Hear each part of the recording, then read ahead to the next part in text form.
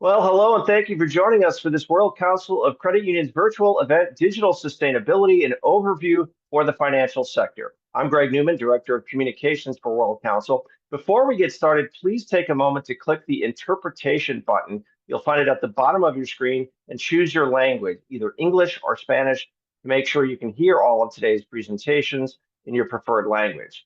Tómese un momento para hacer clic en interpretación y elija su idioma inglés o español o para asegurarse de que puede escuchar esta reunión en su idioma preferido. If you have been looking for actionable steps your financial institution can adopt to move toward digital sustainability, you are in the right session. Ian Chu, pioneer in the field of digital sustainability and founder of Greenie Web, the sponsor of today's event, will be leading us through this introductory session where he'll walk us through the concept of digital sustainability and its impact on the credit union sector. If any questions come into your mind today during the webinar, please use the Q&A button at the bottom of your screen and type them in there. I'll ask them of Ian at the end of his presentation as time allows. Today's webinar is also being recorded. It's going to be available for viewing later today on the World Council YouTube channel. And additionally, if you leave today's session ready to dive even deeper into digital sustainability, you won't want to miss the WOCCU workshop Ian will be facilitating for us on March 11th. Stay tuned at the end of this webinar for a bit more information on that upcoming workshop. And now, without further ado, I'm happy to welcome in Ian Chu. Ian, you're going to take us through today's presentation. Thanks for being here, and the floor is yours. Thank you so much, Greg, for the kind introduction. And it's an absolute pleasure to be here with the World Council of Credit Unions. A big shout out to Katie and to Cassie for making this possible today. I'm just going to pull out my slides for today. And in a moment's time right now, you should be able to see the slide deck that we have today. Once again, feel free to type away any comments, any reactions, any questions that you have in the comment section, in the audio, in the chat box, and feel free to save those wonderful questions that you have for the end of today's session. By way of introduction, once again, I'm Ian Chu, the founder and chief executive of Greenie Web. And for today's session, we want to talk about something that most people don't really think about, right? It's the idea of a digital carbon emission and digital sustainability. For too long, we have been talking about how tech can help the world be more sustainable. And today, we're going to dive deeper into whether tech itself, right, the tech powering ATMs, the tech powering financial transactions, whether that is sustainable or not. So what we'll do today in this brief 1 hour session, just trying to compress everything here, is this 4 things, right? We're going to have a self-introduction. Of course, I'm going to share a little bit of Greenie Web. And then we're going to go into the meat, right? Why you are here. We're going to talk about the basics of digital sustainability, key concepts that every single credit union will need to know as we undergo this rapid era of digitization. And then we're going to address what we call the SWP framework, the SWOOP framework, which is something that every one of us, whether you're an organization in the credit industry or in a separate organization, that you can use right tomorrow. And last but not least, we're going to close off with a Q&A section. So please save those questions for then. Feel free to jot away. I'll try my best to answer all of them today. So a quick introduction of ourselves. Greenie Web actually dates back to 2009. Being in the financial sector, you probably remember that 2008, 2009 was the global financial crisis.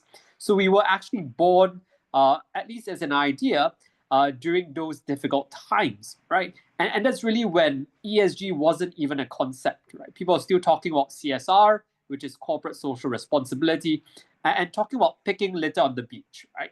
But right now, fast forward today with generative AI, the blockchain, cryptocurrencies, and of course, massive digitization in the credit and financial sector, we're seeing how there has been a pickup in interest in digital sustainability. And as such, Greenie Web is currently at the forefront of digital sustainability and sustainable digitization in Asia Pacific. And we'll be very happy to really work together with future partners around the world as well. So I'm going to kick off today's session with a question, right? And now we're going deep into the material already. So the first question we have for today is this: what is a digital carbon footprint? Or what is a digital carbon emission? Can I get some responses? Anyone here would like to give it a go, right? Feel free to blast away in the chat box. What is a digital carbon footprint? Anyone wants to try, right? If you have any answers, please type away in the chat box. We want to make this as interactive as possible, right? Anyone? Anyone wants to go? All right. If not, we'll just take this as a warm up. So I'm just going to give you an answer real quick, right? A digital carbon footprint is the amount of CO2 we put into the atmosphere when we use a digital product or service.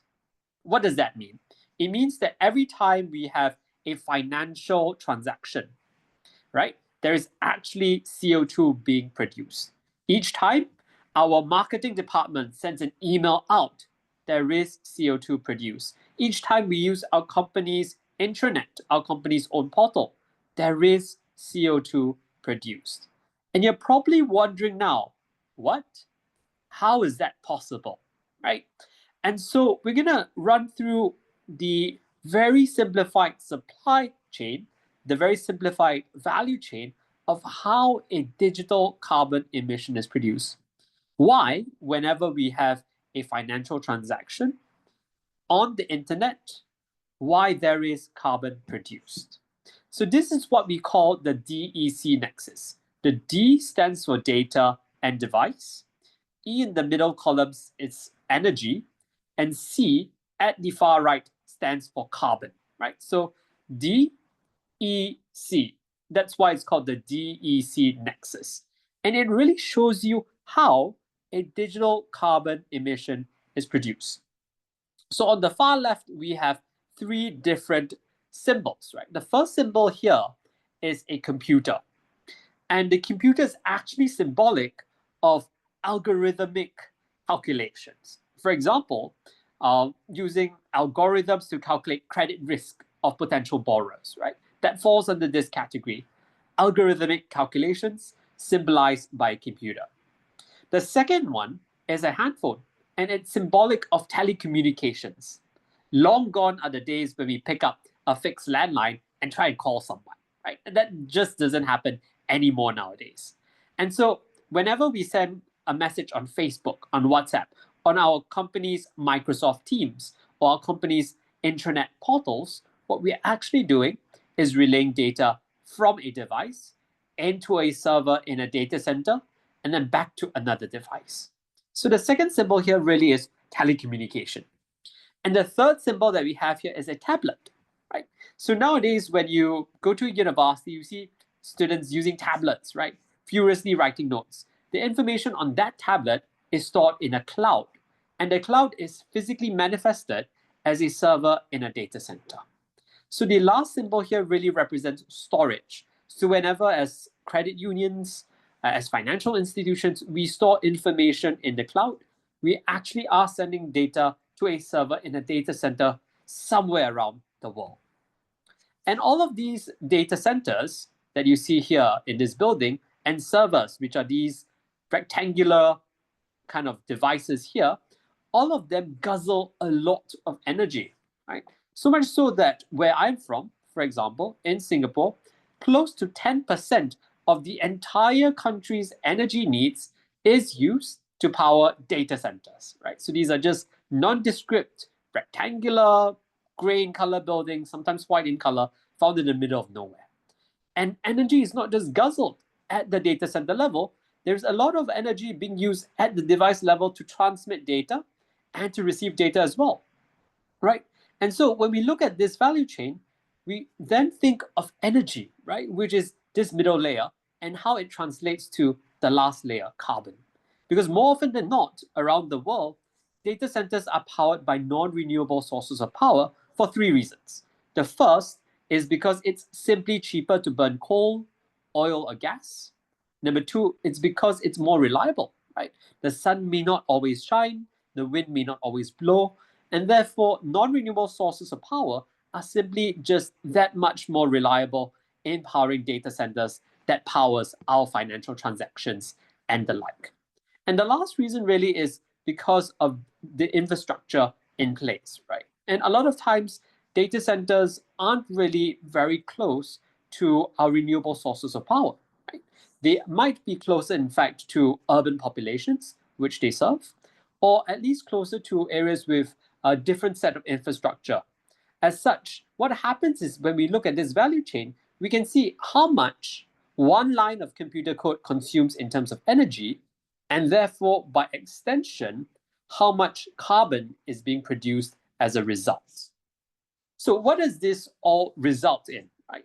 It results in a massive modern day problem, which we all are a part of, whether we are in a credit institution or whether we are as an individual in a digitized society. To put things into perspective, the amount of carbon produced by the internet, right, which includes anything from short form videos to emails to financial transactions, is as pollutive as the entire aviation industry. So the amount of carbon that we have from the digital world is as much as every airplane, airport, and airline combined. So that's how big it is. And this particular study was done in 2019, way before the pandemic accelerated digital inclusion and digital adoption in the financial sector, and way before the entire aviation industry collapsed. Right? So we see that it's not just a big problem, but a rapidly growing one. Right? And it's forecasted that the amount of digital carbon emissions that we're going to have from all sectors, including, of course, the financial sector, is going to grow by about 300%, from 3.7% to 14% by 2040. So in less than 20 years' time, in exactly 15 years' time, we're going to see this tripling, right, of digital carbon emissions. With the use of generative AI and agentic AI in the financial sector and across industry, we see that this number may actually be an underestimate of the problem we face today. And that's just one facet, right? The carbon side. When we look at it from the energy point of view, it is predicted that we'll have a 9% growth in energy consumption per annum to power everything from the emails we send as a company to the financial transactions we carry out on a daily basis. In fact, there was a study in the past by Mozilla, the Mozilla Foundation, that showed that if communications technology, like so the internet and all of our data-based messaging platforms, if communications technology were a country, right, this year by 2025, it would be the fourth largest pollutive country in the world. Just take a second to breathe that in, right? So the internet pollutes more than every other country in the world except China, India, and the United States. And that's really a huge problem, right? Because when we think of how digitization has gone into the financial industry and how we've rapidly shifted from paper money to e-payments nowadays, we are in fact contributing to this problem. And that's something that most people are incredibly shocked to find out, but it's the truth, right? And so that's really why we want to have today's session, to raise awareness in this, to let more people know that as far as e-payments might be more convenient and potentially more inclusive, we also need to be wary about its environmental impact. So there's a very interesting study, and this one is by Greenpeace. And in this table, you're going to see two things, right? This measures what we see from an energy point of view. And in this study that basically was done, we see the share of ICT of global energy usage, right? And it's from 2015, 10 years back, all the way to 2025, which is this year, right?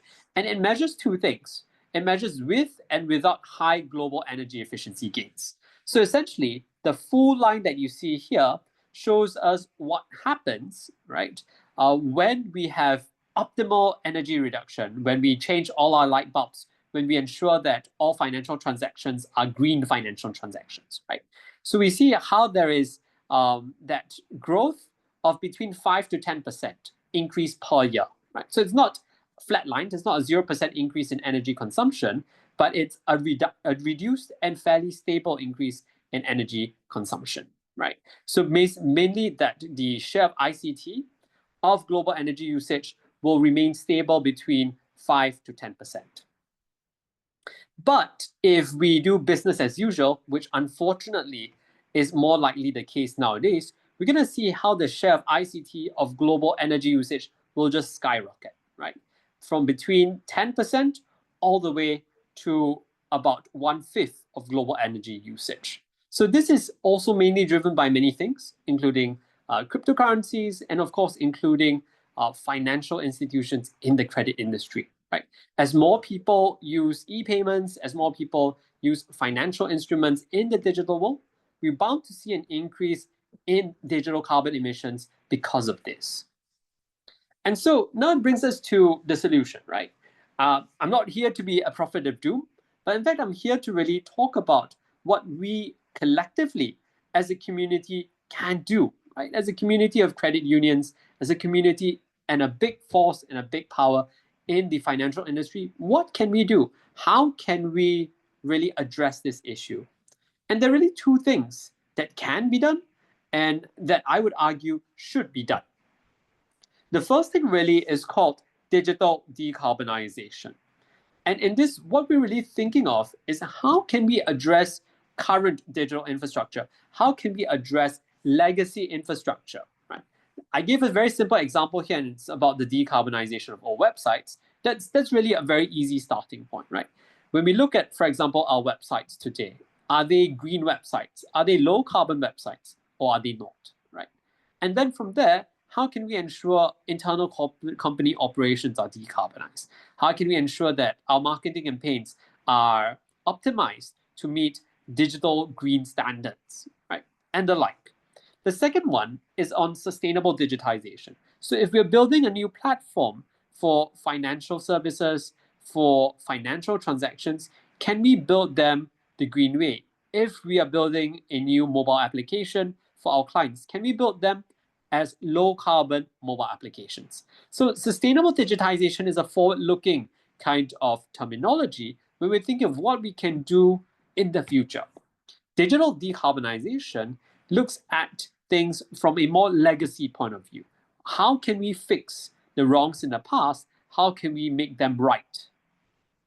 So with these two things, I now want to delve in a bit deeper in a corporate point of view, right? So we're all here as part of an institution, potentially a financial institution, and we're very concerned, right? I'm sure that all of you here are very concerned about the environment, and that's why you're here today. And so as a corporate, you probably want to understand how can you play a role in reducing your digital carbon footprint? And that's really where I want to introduce what we call the SWUP framework, right? It's called the SWOOP framework, and it really stands for 4 different things. I'm going to go in depth to each of them in a moment's time.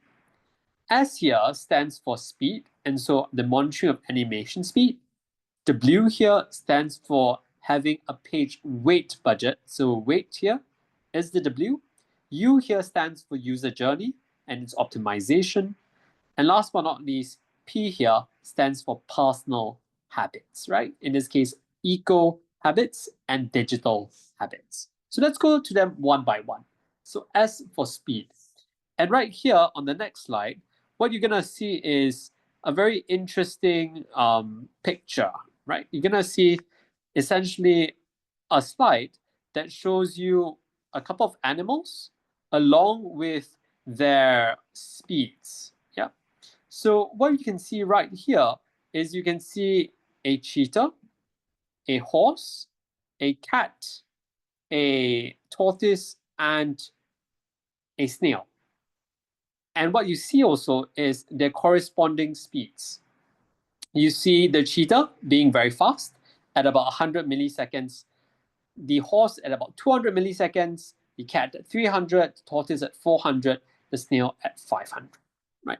So all of these are representative of animation speeds. So if the animation speed is incredibly fast, it's like the cheetah, right? It's about 100 milliseconds, and examples of which include things like the hovering effects, fading scaling effects, right? So when you have this PowerPoint transition that, like the one I'm using now, it's just an immediate transition. It's very fast, right? It's just like the cheetah. And then we've got things that are more complex, right? Large, complex animations, and they tend to be slower. They're like the snail, about 500 milliseconds. So now this really brings me to the next point, right? Like, why am I showing you animation speeds? And what's the point of showing you this whole thing? Right? How does that relate to digital sustainability? How does that relate to your organization and mine? Well, the key is this, right? And this really brings in a bit of, I would say, the health sciences. Right? So as a person in his or her 20s or 30s or 40s, as a young adult, as a kid, as a teenager, our eyes are actually able to process animation speed that is much faster. Right? Somewhere along the 250 millisecond mark can be seen by our eyes. Right? So it's something that most of you here and I, we can see, we can process. But as we grow older, as we enter perhaps our 70s, our 80s, our eyesight actually starts to slow, and the speed at which we can process actually decreases. So it means that we can only start appreciating speed around the 350 millisecond mark, right? So young people, about 200 to 250, people who are in their golden years, about 350. So how does that relate to digital sustainability, you may ask?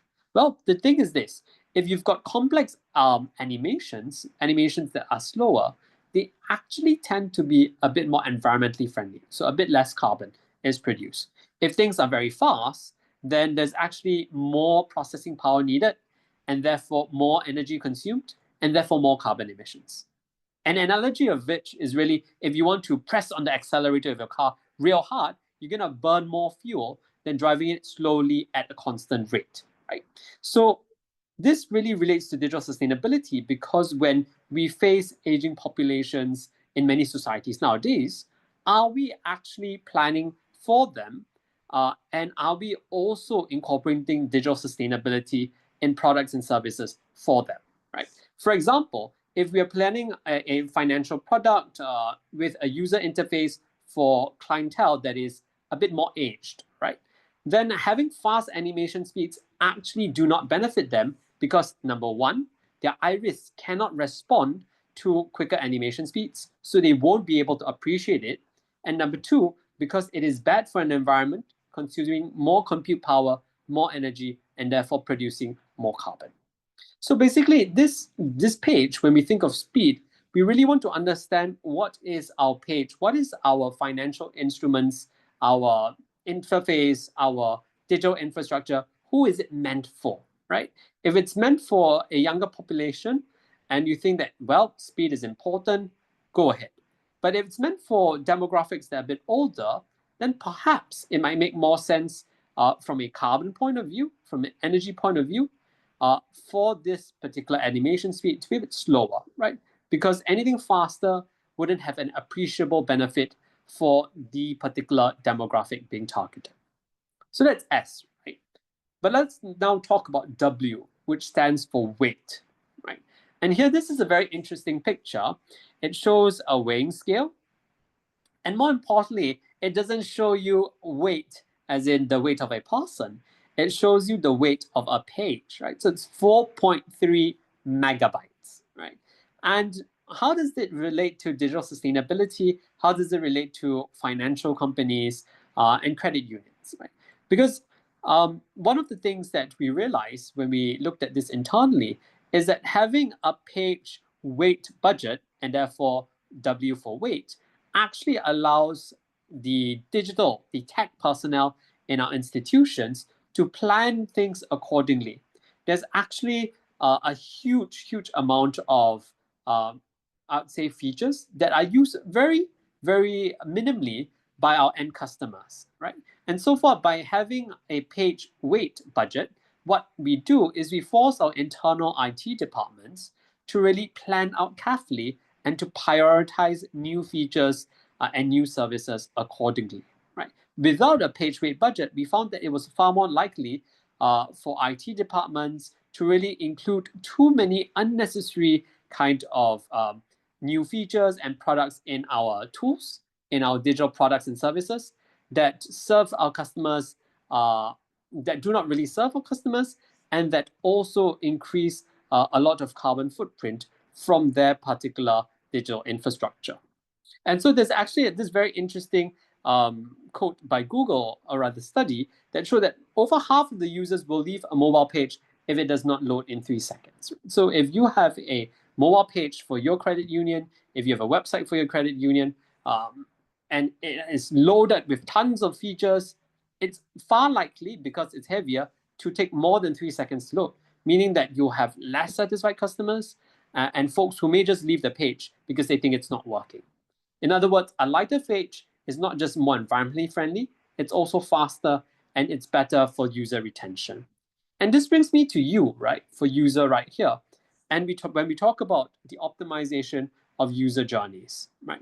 So when we talk of optimization user journeys, it's very critical to ask ourselves whether the digital infrastructure we created is easy to use, right? When we go to, for example, our credit union's website, are people able to find out the information about your credit union in one click? Or do they need to navigate your particular website like a maze?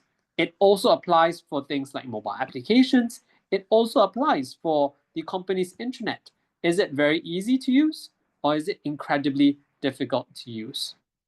And from a more financial point of view, we see that having easy to use pages, meaning that there are less clicks, isn't only environmentally friendly because we click less and there is less data and less energy being consumed, but it's also good for business, right? So these are the average bounce rates for different websites. And when we think of things like landing pages for credit unions, or credit unions being a retail website, we can see how if there's a better user experience, meaning that they can find things immediately, how that isn't only beneficial for the environment, but it's also much better for you, the credit union. Because having a poor user experience automatically leads to a high bounce rate, and that's a negative for the company.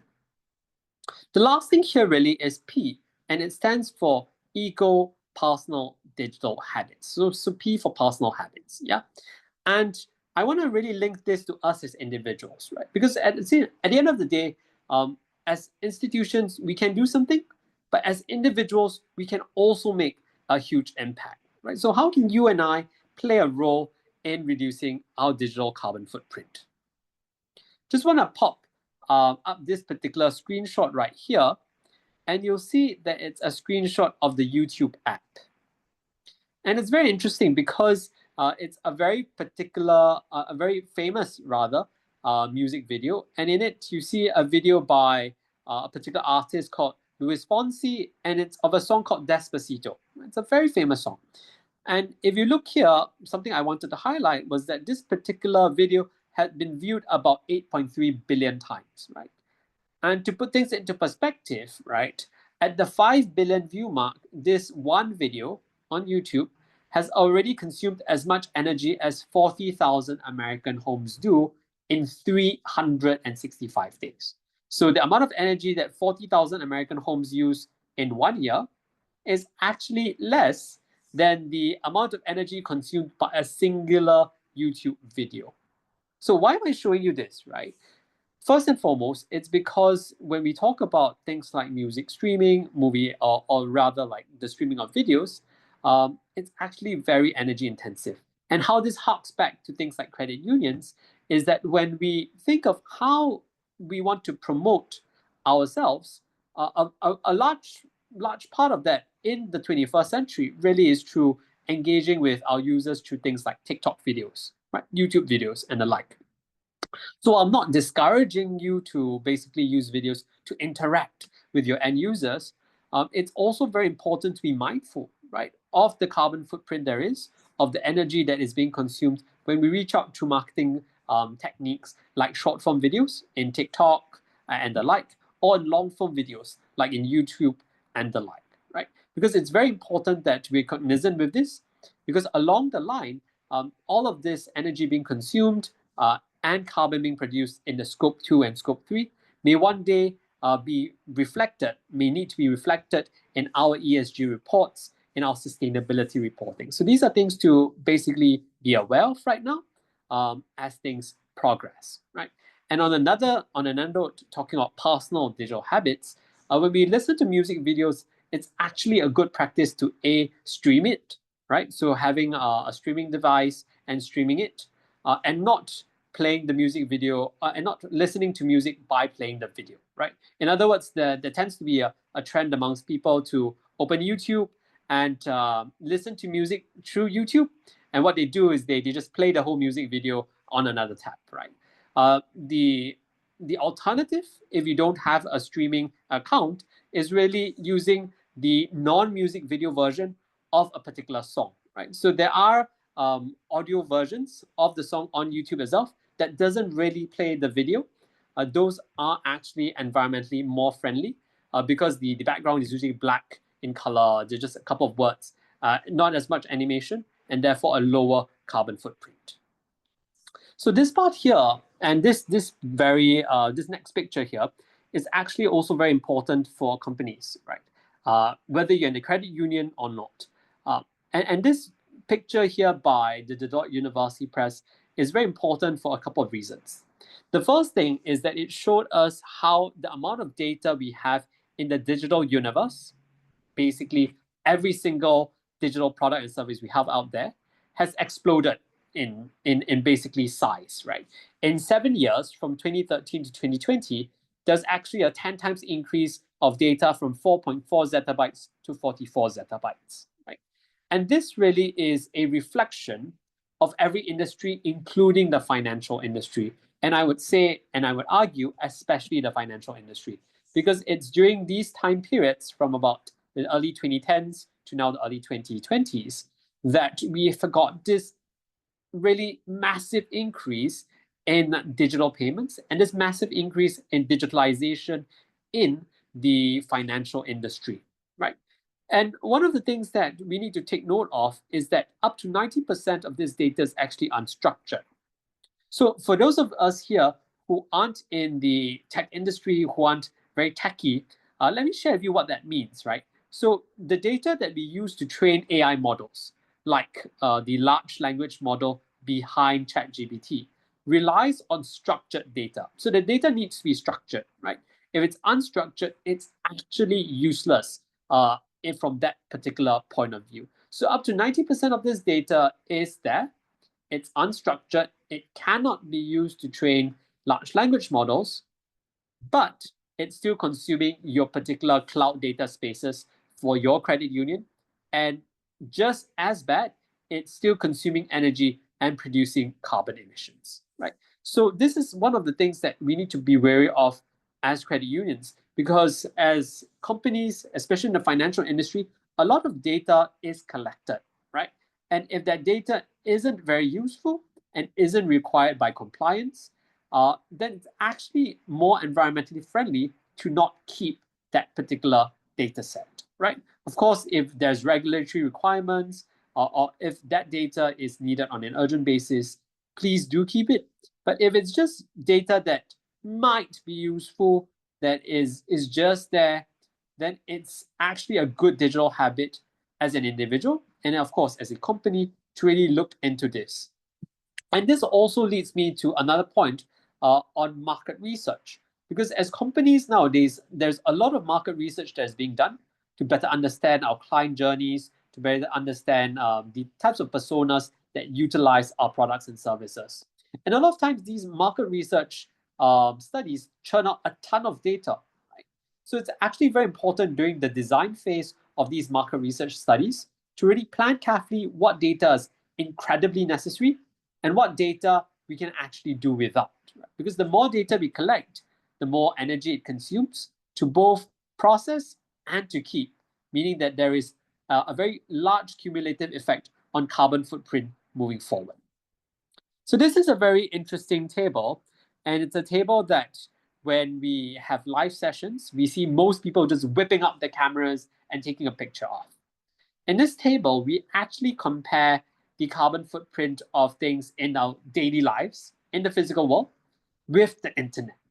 All right, and let's go through this table from the top to bottom because it's really interesting. So we'll start with a tree, right? So a tree that you see generally, right, takes in about 10 kilograms of carbon and its equivalents in a year. So the tree is a wonderful thing, right? If you see a tree, you walk by one later, thank it for taking in 10 kilograms of carbon a year and of taking in many other pollutants as well. And that's the reason why down here we write CO2e, because the tree takes in about 10 kilograms of carbon dioxide and all the other random harmful gases that we have around as well, right? So in 1 year, the tree takes in about 10 kilograms. It generally is dependent on how old the tree is, how big it is, where it is, but on average, we can safely say about 10 kilograms a year. So now let's talk about barbecue, right? I know we aren't at the weekend yet, but we're reaching there. Don't worry, guys, we're reaching there. And so when we go for that barbecue on an evening, it's about 18 kilograms of carbon for one night, right? And we're talking about barbecue for 8 people, right? So 8 people, about 18 kilograms. And if we do that 5 times a year, we go for barbecues or on our birthday, on our parents' birthday, on Christmas, on New Year, and on another special occasion, that's about 90 kilograms, which means it's about 9 trees worth of carbon, right? And then we want to talk about, say, a flight, right, from Munich to New York. One way, that's about 661 kilograms, which is about 66 trees. So now let's move on to the digital world, right? Let's talk about movie streamings. For example, if you're using one of those streaming platforms, right, it's generally about 100 grams an hour. So if you do that 2 hours a day, you binge watch just 2 hours a day, and you do that every day of the year, right? This is about 73 kilograms, which means that just watching entertainment, just pure movie streaming, right? It's about 7 trees worth of carbon per person, right? So if you have a household of 4 people, that's 28 trees. If your family is a bigger, you've got 8 people in your family, grandpa, grandma, your kids, and yourself. That's about 56 trees just for watching movies streamed on the internet, right? Or any other videos. And then we talk about things like Google, right? Search engines. So it's about 0.09 grams of carbon per search. So if you're in your company and you're searching for information, that's 0.09 grams each time you click the search button. And that's really agnostic of what you search for. You'll be searching for a cat meme, that's also 0.09 grams. You'll be searching for a funny video, that's also 0.09 grams.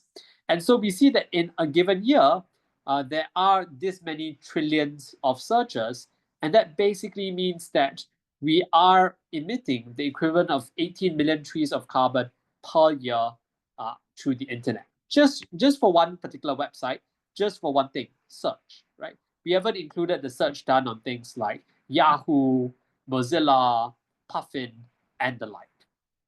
And then we talk about AI, right? All of us here, I hope, have tried AI, and a lot of us here might love AI, right? But regardless of where you are, AI has a pretty significant carbon footprint. GPT-3, which is something most of us here, I believe, have never used because it was the precursor of ChatGPT, which is GPT 3.5. Yeah, so GPT-3 was something earlier, and it already looked at about 175 billion parameters. Okay, so it sounds pretty huge, right? But the GPT-4 models and the GPT-4.0, 4 mini, and the like, those models actually use an estimated 1 trillion parameters. So you can actually sort of multiply this number by about 5 times, yeah, for what we're currently doing right now. And it's very interesting because each time this particular GPT-3 was trained, we haven't even included its execution, its maintenance, its operation. Each time it was trained, it produced the equivalent of 8,500 trees worth of carbon. Right? And mind you, these networks, these models aren't just trained one time, right? They are trained multiple times, and many companies actually have many models, right? The ones that we use are the ones that they select for us to use, and it doesn't represent the only model that they have in their particular company. So 85 tons of CO2 per training per model, that's incredibly big. And our, well, unfortunate champion for 2019 as the cryptocurrency industry. And this really relates to, well, financial transactions in a way. And more importantly, it can be said to be a microcosm or macrocosm, depending on your point of view, of the financial industry that we are in and that we're talking about right now. So Bitcoin mining, 22 million tons of carbon in a year, and that's the equivalent of 2.2 billion trees. Assuming this number was constant, it would be a cumulative 13.2 billion trees worth of carbon from 2019 until today. And to give you a level of perspective, there are less than 10 billion people on this world. So the amount of carbon that in tree terms, right, 13.2 billion trees, that would be more than the entire human population that we have right now. Right? So that really shows you the ability of technology to scale, not just benefit to people in terms of financial inclusion and the like, but also how it has that ability, that propensity to rapidly scale energy consumption and by extension, digital carbon emissions. So how can you always be involved? Well, always ask what your organization is doing, whether they're actually even doing anything about this, whether they're even cognizant of this. But we speak on the topic, right? There is an Alliance for Sustainable Digitization. If you would like, happy to have you join it as well. If you're interested to hear more, please join us for the upcoming workshop. And this is my LinkedIn QR code as well. If any of you here would like to connect on LinkedIn, feel free to hit me up. So once again, it's been an absolute pleasure to be here. Thank you to the World Council of Credit Unions for having me for today's webinar. In the interest of time, I'll just be shifting things over to questions. I see that there is a very excited audience here today, and thank you so very much for having me. Ian, thank you. I got to be honest, that's one of the best presentations that we've ever seen for our virtual events. So I really appreciate it. I got to say, though, you make me want to throw my phone out and go back to watching broadcast TV because of all the internet I'm using. But we do have some questions. I just want to ask you, when you give this presentation, do you find people are thinking about ways they can reduce already? Yeah. And thank you so much, Greg, for the opening question. And I think that's really a wonderful way to start Q&A today, because the reason why we're having today's session and the reason why I'm so grateful that the World Council of Credit Union is having this is because we really need to raise awareness. For too long, we have been entrenched in a 1980s, 1990s point of view that going digital is going green. Well, that is true in some instances, mind you. I'm not saying that in every instance going digital isn't going green, but we also need to be cognizant that technology may not be the silver bullet we have made it out to be, right? And here I just want to talk very briefly about two different concepts that people tend to conflate. And I think this is very important for fellow members and people in the audience today. So the first concept is tech for sustainability, and the second concept is sustainable technology. Right? They sound very similar, they're actually very different. So tech for sustainability is like when we use technology to turn off the lights, when we have AI that is powered to reduce the temperature of our office when it's too cold, right? That's tech for sustainability. Sustainable technology, on the other hand, is technology that uses what we call low carbon computer code. Right? So it's computer code that is optimized to have the lowest possible energy consumption and by extension, the lowest possible carbon footprint. So low carbon computer code as a concept is incredibly important because it can be applied in any area, including the financial sector.